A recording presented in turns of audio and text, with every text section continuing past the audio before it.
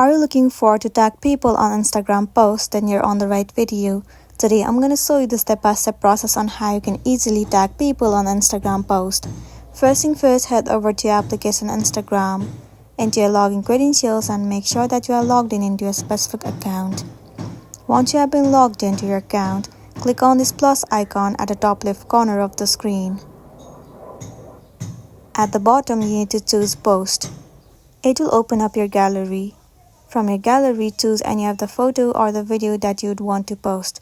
Once selected, tap on Next at the top right corner. Now you can edit this picture with all of these features below. You can also add the songs. Once you are ready to post, tap on Next at the bottom right corner.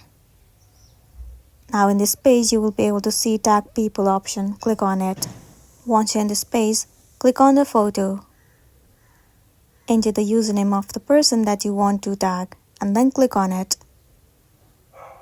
Tap on Done at the top right corner. And there you go, this person has been tagged. Once you're ready to upload, click on Share at the bottom of the screen. A notification will be sent to the person that they have been tagged on your post.